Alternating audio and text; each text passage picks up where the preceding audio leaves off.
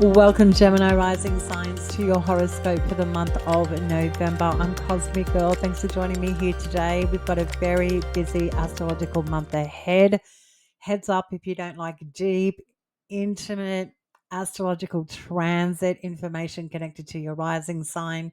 This video may not be your jam because I'm going into every aspect, and it's significant for you as a Gemini rising sign because your chart ruler Mercury, is very active in the month of November, and Mercury is getting a lot of aspects and conjunctions. So if longer astrological videos irritate you, being a Gemini rising sign, just take your time going through it because it's a pretty big month for you.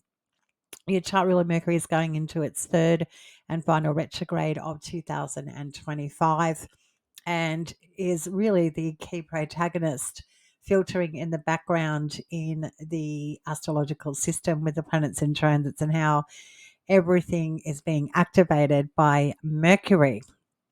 Okay.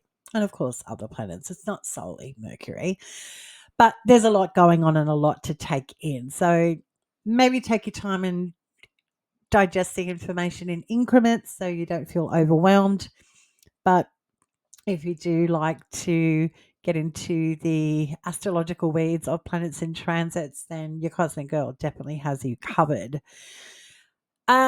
Second thing I'd like to mention before we get into it is on the 5th of November, I am having my second year celebration of the Cosmic Girl 101 YouTube channel. So I've been on the YouTube platform for 2 years now on the 5th of November, and I'm really proud of my little Bubba project that I've developed.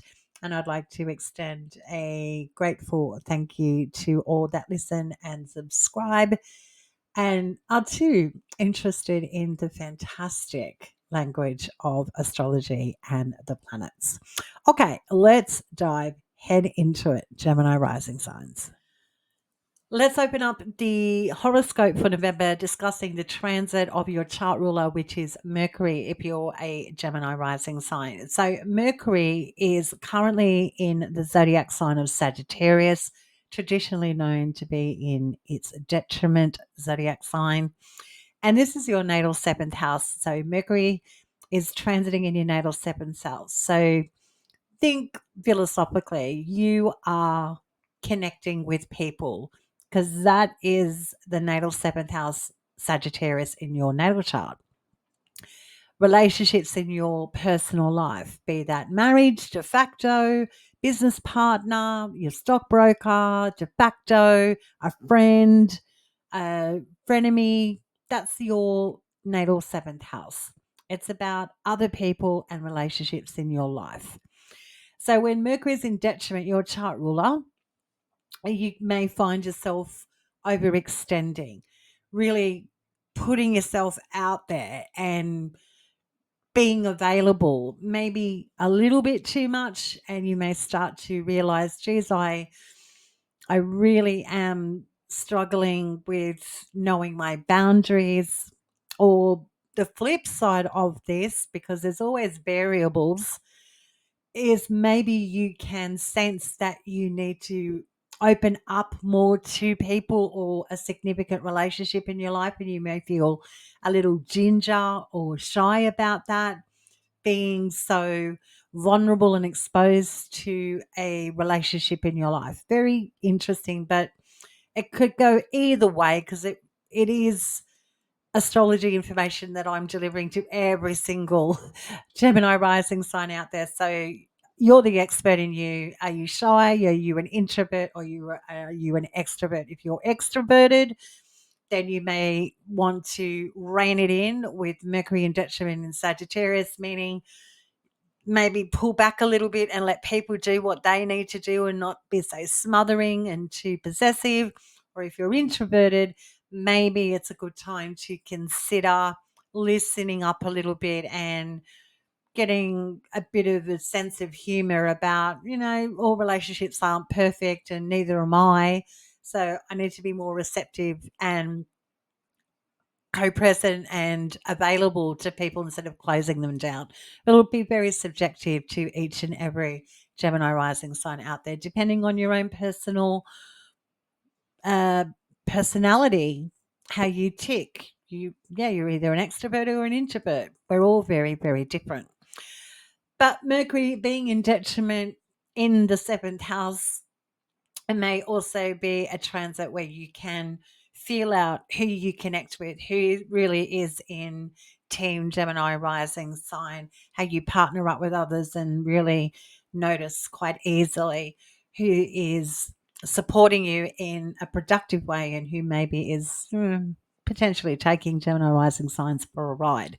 So very nuanced transit when Mercury is in detriment in Sagittarius in your natal seventh house of relationships, because relationships in our life, yeah, they're super, super important.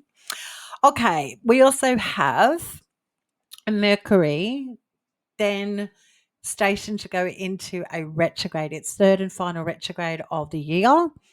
I think it's around the 16th or 17th of November.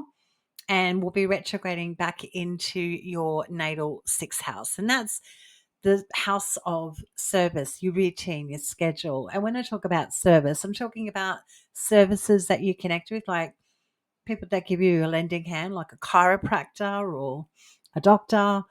And services also connected with the natal sixth house is our sense of service, like just doing things for the sake of doing them.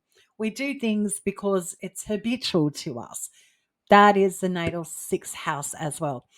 And we're talking about a natal sixth house where your chart ruler Mercury will be retrograding back to this month, gives you an opportunity to maybe tune into, do you overstretch yourself a little bit too much with doing and complying and just showing up all the time? Or do you need to recalibrate and readjust? And that's what Mercury does for you. It gives you an opportunity to go, oh, I don't know if this feels good for me, this relationship or this agreement. So I need to readjust and have a think about before I anchor into a commitment long term, or consider letting someone really into my world when Mercury retrogrades back into your natal sixth house, when it's all about really tuning into your schedule, your routine, your personal agenda, and maybe how other people are affecting that. So quite interesting and dynamic retrograde period for you, with your chart ruler Mercury retrograding back into the natal sixth house after it's been in Sagittarius in detriment. And towards the end of the month on the 27th, chart ruler Mercury will then station to go direct. But Mercury is having a lot of activity whilst he is in Sagittarius with conjunctions, and then in the sixth house of Scorpio with conjunctions. So the sixth and seventh house, that natal angular triad of your chart is really activated. So I encourage all Gemini rising signs listening out there, grab your own natal chart, whether you're working with progression, solar returns, a time lord, whatever it should be. I'm going to be mentioning degree points of conjunctions, especially with the lunations as well. And it's really good to reference back to your own chart that you are currently working with, natal or otherwise. So for the whole month, in short, and like a Gemini rising sign listening to the astrology going, what's going on with my chart ruler? We are focusing in on collabs, be it intimate or otherwise, and how that is basically making your body respond in kind. Do you feel good about that? Do you feel like you're on the right path? Is it interrupting your own needs regarding what you have to do for yourself? Or are you overstretching yourself, or is someone trying to overextend you too much? You'll get time to have a real good think about absolutely committing to anything long term for the moment, because you're thinking about your future and how you play nice with others in the sandbox. So you might be perusing opportunities is what I'm getting. That's the sensation I'm getting archetypally with Mercury moving in and out of the sixth and the seventh house.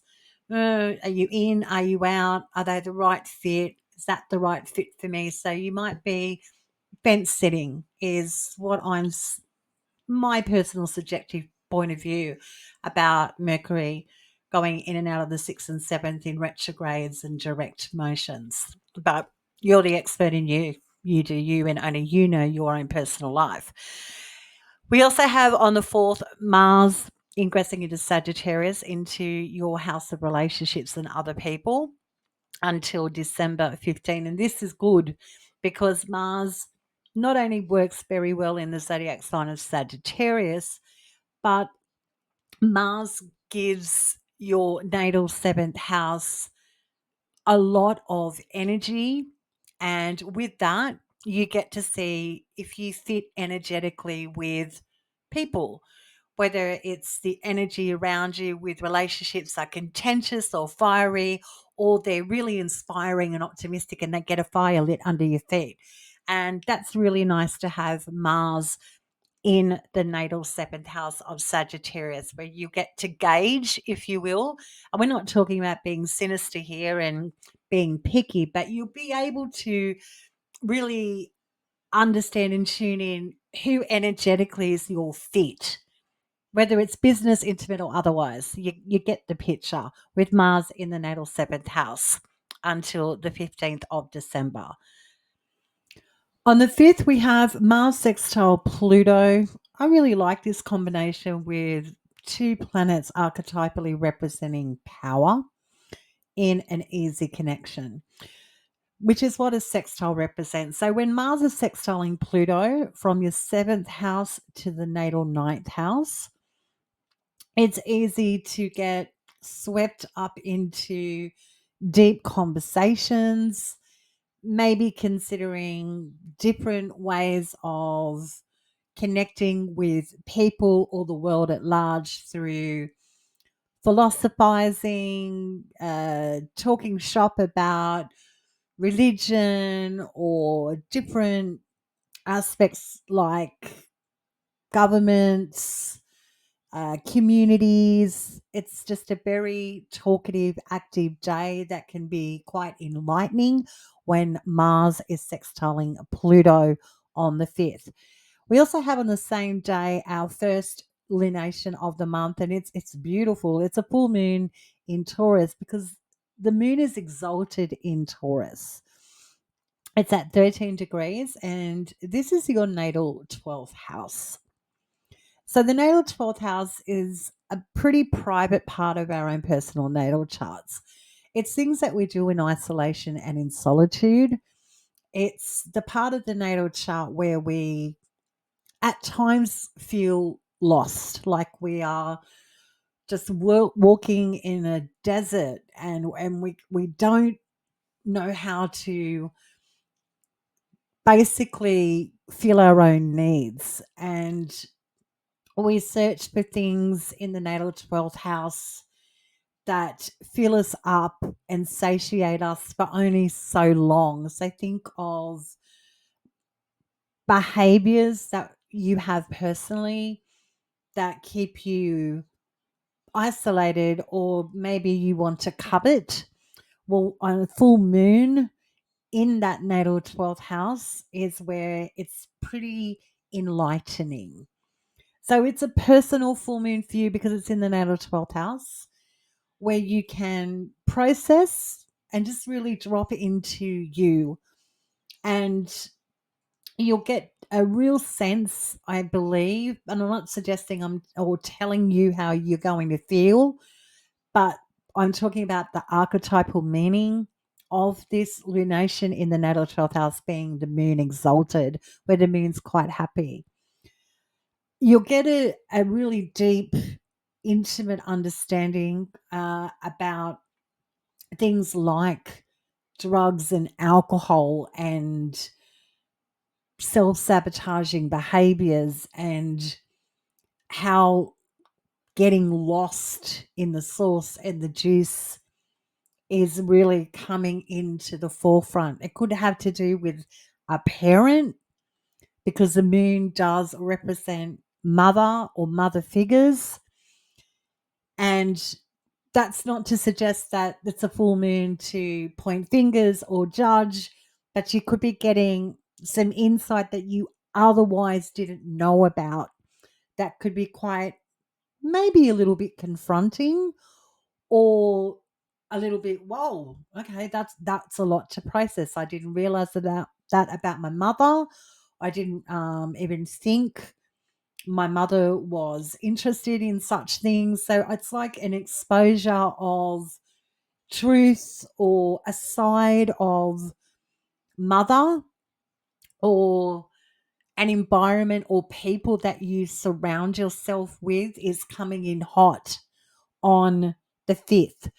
And I find it interesting with Mars also sextiling Pluto on the same day, talking about different ideas and concepts about generations and people and communities and religion and governments and politics and things like that. It just feels like archetypally, anyway, with the combination of Mars and Pluto and the full moon in Taurus, you're easily accessing almost unorthodox information that helps you out, because a full moon in Taurus where it's exalted, it's beneficial to see something that we haven't seen, and even though it can be a little bit oof, um, we get an opportunity to uh, intellectualize and think about what we have revealed to us. If it's not a mother or a mother figure in your life, then it can be about the people and the environments that you interact with. So, yeah, very interesting full moon. And the same day with Mars sextiling Pluto on the 5th of November.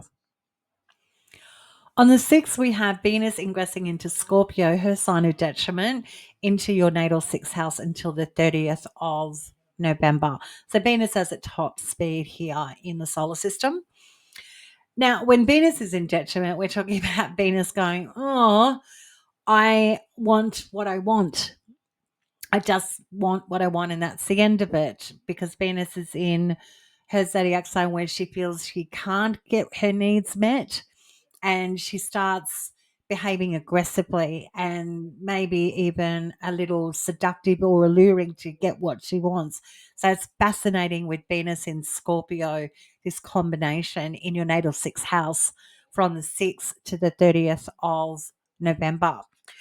So in that natal 6th house of services, things that we do regarding routine and scheduling our daily grind, with Venus here in the 6th, I don't think it's going to be too severe for you, but your chart ruler Mercury is coming back into the natal 6th house. So we do need to factor into Venus being here, and Venus will be conjuncting your chart ruler Mercury when it's in a retrograde.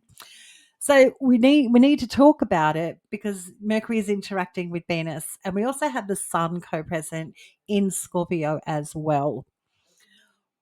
Now, the focus on the natal 6th house with Venus in Scorpio, the Sun in Scorpio, and soon to be later on down the track in the month, Mercury retrograde in Scorpio.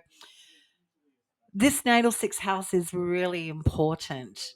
And with Venus jumping up and down, saying, I want what I want, and being a little bit cunning, for better words, this transit can be very challenging, because if Venus is making you feel you want what you want and that's the end of it, it presents challenges and frustration, because it's your natal 6th house of how you have a sense of service. Like, what do you do?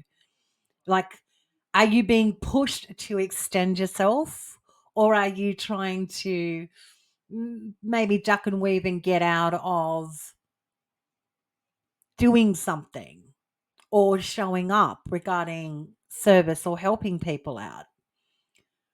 So very difficult transit to understand, because it's so personal, because it's a personal planet, which is what Venus, Mars, and Mercury are. They're our personal planets.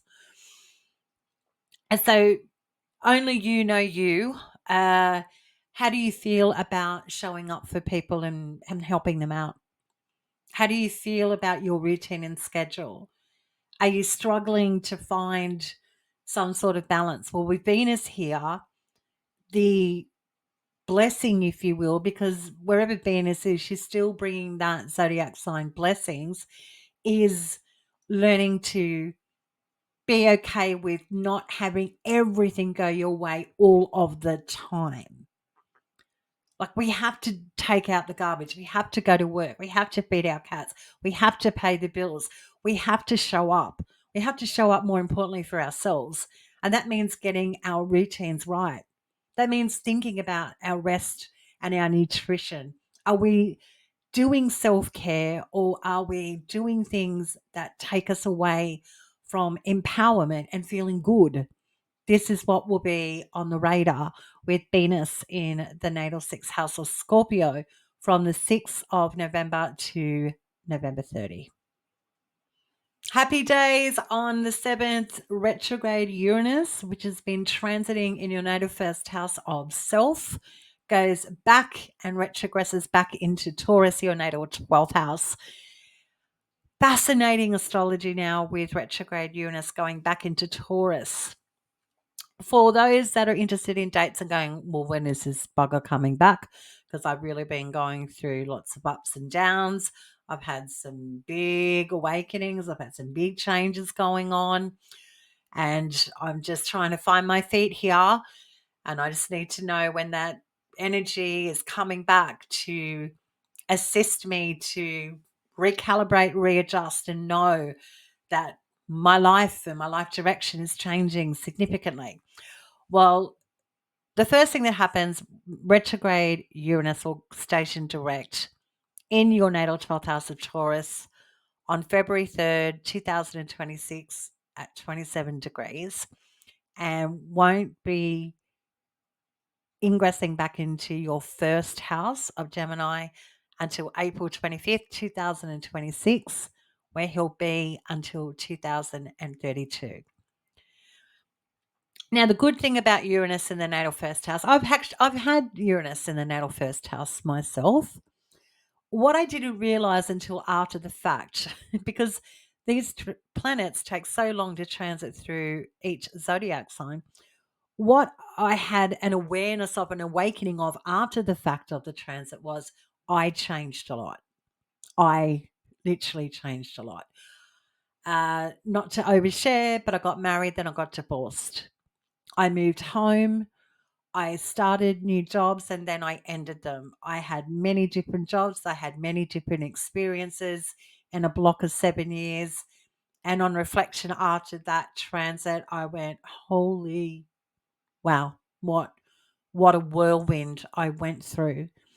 But that was my subjective personal experience of Uranus in the first house. You have yours. But if I can give friendly human advice, having Uranus in the first house, what Uranus does is breaks you out of routine to give you experience, open yourself up and extend to the world at large. And whilst that there's many pivots and changes, I like to think, and I did reflect on it, as variety is the spice of life, because that's what it was like for me personally. Uranus gives you curveballs and opportunities to change your trajectory at any given moment. And if you're rigid and you're unwilling to change, the function of Uranus is like divine intervention. He will sweep you off your feet to get you out of a situation that has been procrastinated over and over and over and over and over again. And I personally had something like that happen for myself as well. Whilst very catastrophic and disruptive personally for me, I'm not suggesting it's going to happen for you as a Gemini rising sign. It got me out of a very, very frustrating situation that I was in, that I had been procrastinating about. I let it go. I let it wash over me. I didn't pay attention. And then the universe come in and went, you're getting it now. It's that sort of tower moment when we're talking about the tarot, when your castles in the sand are revealed that they're just that. They're just castles in sand that have no foundation, that have nothing there for you, yet you hold on. Fascinating, Uranus. So I like Uranus, but he does bring a lot of spice and edge. And in the natal first house, it certainly does that quite organically. So you'll have an understanding of Uranus in your natal first house and what it's all about come April 25th next year, because he'll be there until 2032. Okay, on the same day, on the 7th, we have Venus squaring off with Pluto. Now, Mars sextiled Pluto, and now Venus is squaring Pluto. So, poor Pluto. Pluto is getting squared by Venus. Fascinating. I mean, Venus is in the superior square, which means that Venus is a little bit more stronger. And so this is like a day where you might be feeling a little extra and really voicing your convictions or your opinions with Venus square Pluto. Like, think running against the status quo, not wanting to play nice in the sandbox, being very contentious and argumentative when it comes to your personal agenda versus others' ideas and concepts. You're just sort of like not complying. Yeah, contentious day on the 7th with Venus squaring off with Pluto and Uranus shifting back into Taurus, into your natal 12th house. We talked about your natal 12th house, so you know what that's all about. And Uranus is basically going back there for one last go. He's spent 6 years in Taurus. It's not your first rodeo. So you'll have a good nose for understanding what's coming up for you when Uranus, the awakener, comes back into the natal 12th house and wakes up that natal 12th house of solitude, isolation, where we get lost, where we're just walking in the desert. We don't have agency. We are feeling like we don't have control. Well, you'll have more of an understanding now of how to work with that tide instead of against it when retrograde Uranus goes back into the 12th house of Taurus on the 7th of November. On the 9th, we have your chart ruler Mercury in Sagittarius begin its retrograde at 6 degrees. I say this is good. Third and final time Mercury will be retrograding in 2025, and Mercury retrogrades are beneficial. The bubblegum astrology, everything's going to fall to shit, is absolute rubbish. Life is life, yeah? That's it. If things go AWOL, like your computer breaks down, I am more than confident, and I'll put it out there, other than a serious power problem, you've known that your computer's about to go on the blink. Computers don't suddenly break down. There's usually hints along the way. I like to think of sudden things going on more Uranian than mercurial. Anyway, that's my subjective perspective. But Mercury, when it's in a retrograde in the natal 7th house of Sagittarius, where we know Mercury's in detriment, it's good to have a good think about you and other, your connections, your significant intimate relationships in your life. How do you feel about them? What's going on? Just processing time. Maybe you've had a bit of an experience since the 29th of October when Mercury ingressed into Sagittarius. Maybe from the 29th up until the 9th, something occurred and it's given you a green light or more illumination, more food for thought, if you will, about a connection in your life.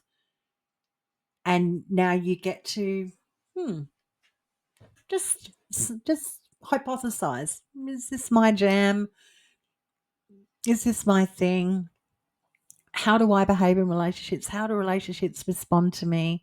So you're thinking about connections before you solidly sign on the dotted line, shake hands and put a ring on it and commit and connect and throw yourself all in. So I think it's healthy to have a review. Really nice when Mercury goes into a retrograde. Nothing to be too concerned about.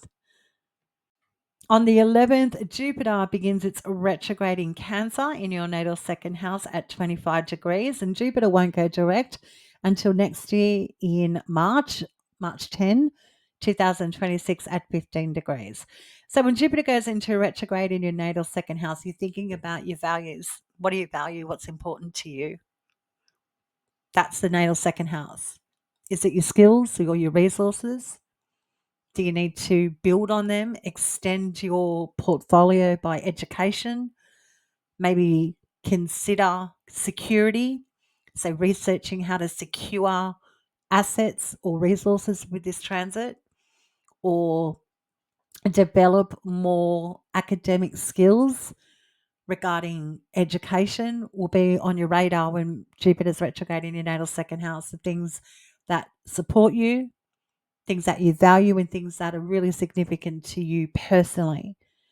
So Jupiter in the second house of Cancer is really quite nice, meaning there's opportunities to benefit financially, but what you do with them has to have a backbone about it regarding security for the long term. So you may find yourself getting into uh, maybe loans or stocks or something like that is a possibility with Jupiter retrograde in Cancer. But much like any other planet going into retrograde, it's nothing to fear. It's just that Jupiter gives you an opportunity to go, what have you been experiencing since mid 2025 when Jupiter ingressed into Cancer? What has been going on? I mean, up to the 15-degree point. I mean, you do the math. I'm not doing it right now. But you get the gist. Jupiter's saying, "What? How do you feel about your things that you value and that you really need that supports you?" Jupiter goes, "Yeah, maybe you need more structure, more systems in place."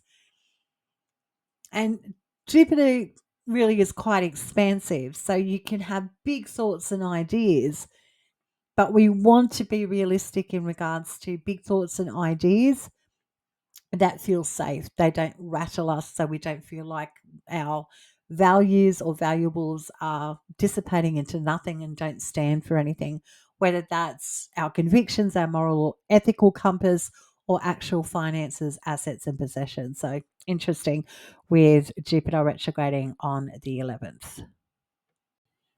On the 12th, the next day, retrograde Mercury, your chart ruler, now runs into Mars, which is a conjunction, which is really helpful for you because we know your chart ruler is like, oh, am I in, am I out, what am I doing? And when it conjuncts Mars at 6 degrees on the 12th, you get a little bit of a red hot look at the realities of your significant one-on-ones on the 12th. So this is like an exposure of someone, a collaboration that comes in hot on the 12th, and you get a moment to go, oh, yeah, okay, this is happening, or how the hell do I get out of it? That kind of day on the 12th. On the 17th, we have our first grand water trine of the month, and we've got the Sun in Scorpio in your natal sixth house with Venus, trining retrograde Jupiter exalted in Cancer in your natal second house, and Jupiter retrograde in your second house of Cancers, trining retrograde Saturn in Pisces in your natal 10th house, grand water trine. Beautiful. It's significant for you as a Gemini rising sign because the natal 10th house is an angular part of your natal chart. So quite important when it hits retrograde Saturn. Even though it's a grand water trine where everything's flowing and going really quite easily, it's still affecting the natal 10th house, which is your public facing roles, your career, your ambitions, authority figures. And whilst it's beautiful to have a grand water trine, it's also going to be indicating on the 17th that your finances and what you do on the daily is really connected to your public facing roles, your career, or your professional industry is coming in hot on the 17th. So really all up in the feels, if you will, grand water trine, being really psychic, intuitive, understanding who you connect with, how it influences your finances and your values, and your daily sense of purpose is coming in hot on the 17th with the grand water trine. The same day we have Pluto sextiling your chart ruler retrograde Mercury. Yay. Now, Pluto's getting a nice little sextile from you, your chart ruler Mercury in the seventh house. So yeah, you may find yourself again, just like Mars sextiling Pluto earlier in the month. May find that yeah, it's easy to talk shop about the bigger things in life, like traveling, higher education. Think universities, uh, establishments that you go to learn a niche skill and specialize in something. Think foreigners and foreign places, philosophy and religion. This could all just be swimming around, talking shop about those topics and subjects on the 17th with your chart ruler Mercury sextiling Pluto in Aquarius. So, and think intellectual day, intellectual day. On the 18th, we have your chart ruler now retrograding back into Scorpio, joining the Sun and Venus in your natal sixth house, and Mercury will then stationed to go direct later down the line. I think it's around the 27th, 29th, 27th, 29th. So now your chart ruler Mercury is heading into that natal sixth house where you get to go, okay, those relationships and those significant connections in my life, I need to go through a review. So I like to think of this period as like a work trial period, or moving in together with someone or working intimately with someone on the daily, and you're really getting to know one another kind of transit with Mercury back in the sixth, or just taking a bit of a back step and sort of trying to find a groove regarding your sense of service and showing up and your daily routine and schedule, going through a bit of a change because of a collaboration or a relationship in your life. Fascinating astrology with retrograde Mercury going back in the natal sixth house of Scorpio with Venus and the Sun. On the 19th, retrograde Mercury opposes retrograde Uranus and trines retrograde Neptune. Okay, well, the 19th again is all about, what's my direction? What's my life ambitions?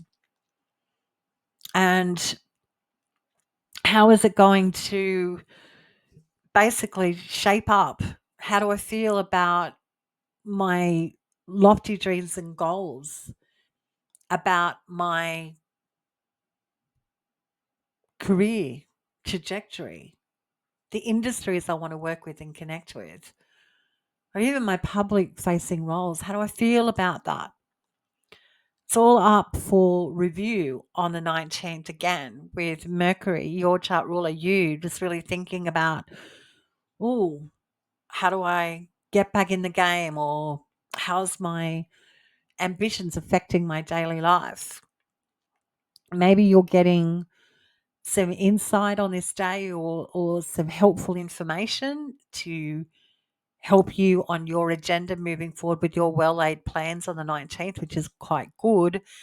But when your chart ruler Mercury is retrograde and retrograde Uranus in an opposition on the same day as the 19th, this could feel like a need to act fast. And with that, just think about how your body is responding in kind to the information you're receiving about your career or your professional industry or your ambitions. You have to tune into you. You're the expert in you. And if you're feeling like an urgency, then you may need a little bit more time to consider the long term repercussions of how it's going to affect you in a public facing role, or how you're known publicly. Yeah, it's quite a big heady day again on the 19th. On the 21st, talk about a big day astrologically. Um, we have our second lunation of the month. It's a new moon in Scorpio. It's in 4. So now we have the moon feeling unresourced, like, oh, I don't want to be here. I don't want to do this, but I got to do it. It's a new beginning, new environments, new people, new experience, even potentially with a mother or a mother figure. But it's time to go. It's time to move. It's that kind of moon where it's like, I just got to do it. There's no way out of it because the moon is uncomfortable in Scorpio, which means making a change and really getting out of a funk. So on the 21st, we're having almost everyone's having like a bittersweet moment. And we get a new moon in Scorpio every year. So it's not our first rodeo, us mere plebs on terra firma. But we just feel that annual need to come on, we got to get it together. Okay, so the 21st with the new moon force, so it's like that bittersweet, let's get going.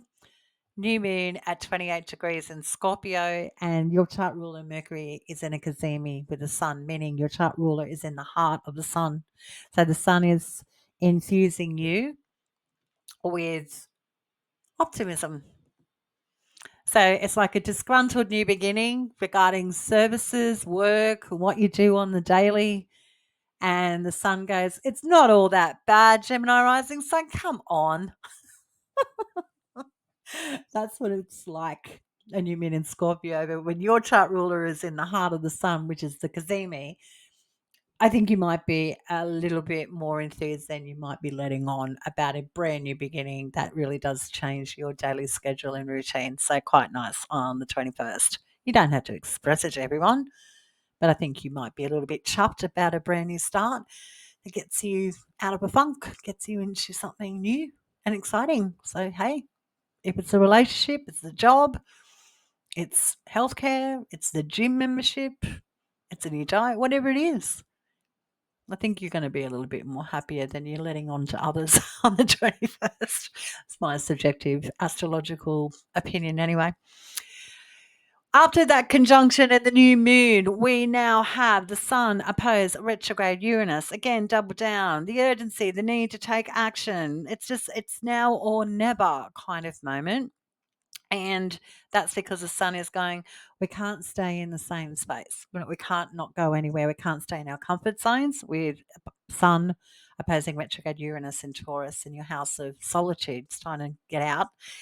And the sun is also shining retrograde Neptune in Pisces, saying, look, the opportunities are ripe to move in a different direction, maybe recover some enthusiasm for our careers or our public facing roles, or reconnecting with something to do with our career or an authority figure that can help us out professionally. So not too bad at all when the sun opposes retrograde Uranus and trines retrograde Neptune in Pisces. And then later in the day, the sun will move into Sagittarius for 4 weeks into your natal 7th house, joining Mars.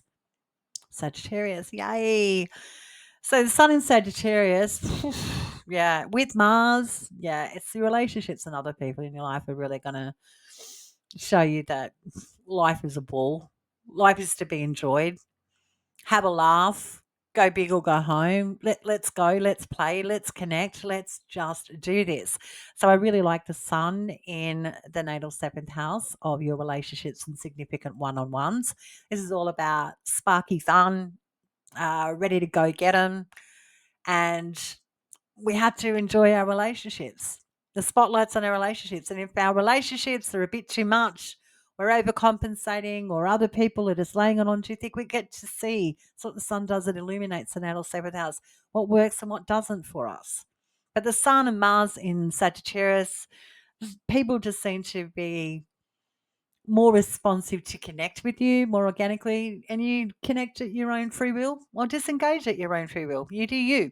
But really nice with the sun in the 7th house from the 21st of December to, November to December 21. The next day on the 22nd, we have a grand water trine again, and your chart ruler Mercury is setting it off. So you might be delivering some optimistic news or seeking out opportunities to expand your reach on the 22nd when Mercury trines retrograde Jupiter and trines retrograde Saturn.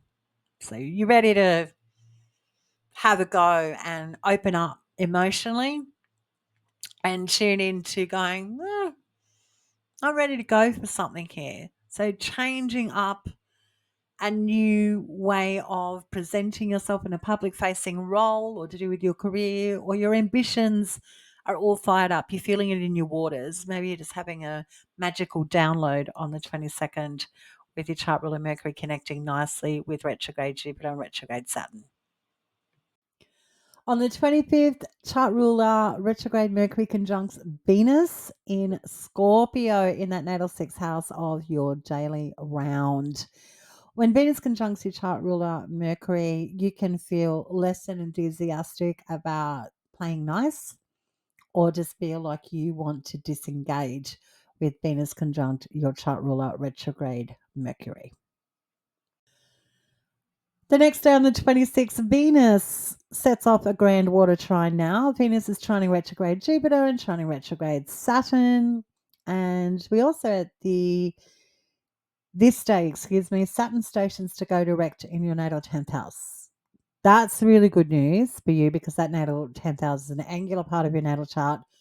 And we know what the natal 10th house is all about. We don't need to keep laboring. It's about your public facing roles, what you are driven towards, the 10th house.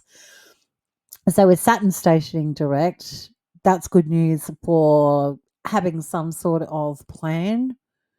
Even though we're not seeing, massive results, at least we're moving in the right direction now that Saturn's direct regarding executing our well-laid plans towards our ambitions and our goals. So we like that, especially if we've been in a bit of a holding pattern or waiting pattern regarding making moves in a professional capacity. So that's quite lovely. Okay, well, grand water trine, Venus trining retrograde, Jupiter trining retrograde Saturn. Well, you know what's really interesting about this, and I laughed about it in the last video because I had a little bit of I don't know, archetypal meaning in my head that made me really laugh.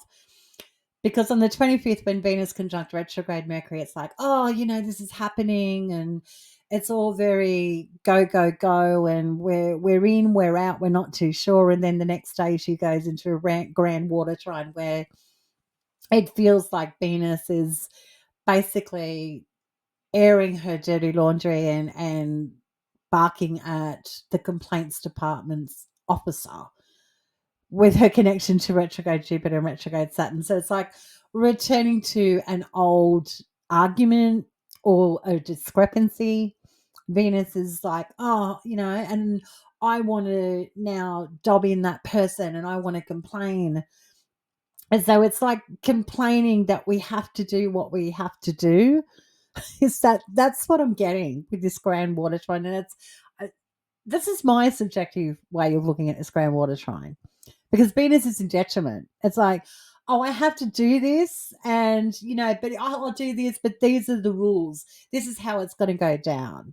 Or this, I'm not completely sold on this idea, but, I'll go with the flow anyway. It's that sort of, that's how I see this grand water trine. I'm just going to leave it at that. You have your own personal experience of that. But just think, complaints department is open and Venus can't wait to whinge and say, I'm not doing this for you. I'm doing it for me. But you really are playing nice in the sandbox. The next day on the 27th, Venus opposes retrograde Uranus in Taurus and your chart ruler Mercury stations to go direct at 20 degrees. Happy days. Now you know where you're going, what you're doing. To a certain degree, you'll have a rhythm building now that feels more embodied. Nervous system will be a little bit more sedate, not so inflammatory now that your chart ruler Mercury is direct in your natal sixth house of what you do on the daily. But with Venus opposing retrograde Uranus, this is quite fascinating. Venus is the ruler of Taurus. And she's going, oh, I don't want to change. I don't want to be involved. I want to shut down the world, pull the blankets over my head.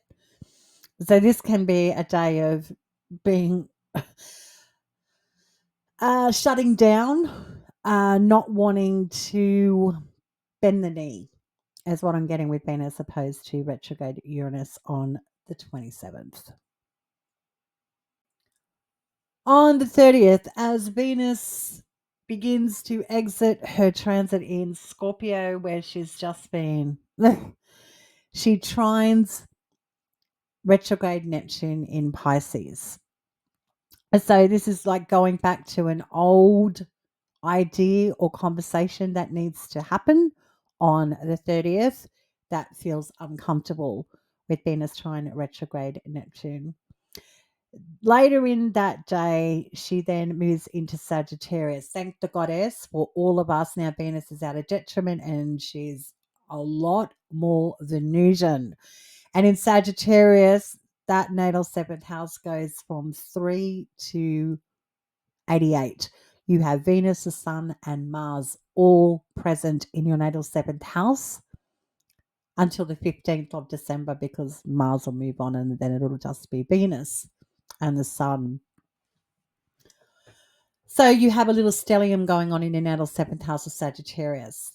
Mars and the Sun have been doing really good work for you, showing you who's got the goods, who's on Team Gemini rising signs, who you connect with, who you shouldn't connect with, having a nose and an intuition about who's draining your energy and who lifts up your energy in regards to your significant relationships and one-on-one collabs.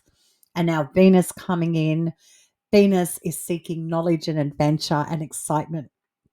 So what Venus does is shows you that connection is fun, relationships are fun, and you might be interested in learning, traveling, exploring, hooking up with different cultures, different foreign places, different ideas and philosophies about life can really tick your boxes with Venus in Sagittarius in your natal seventh house.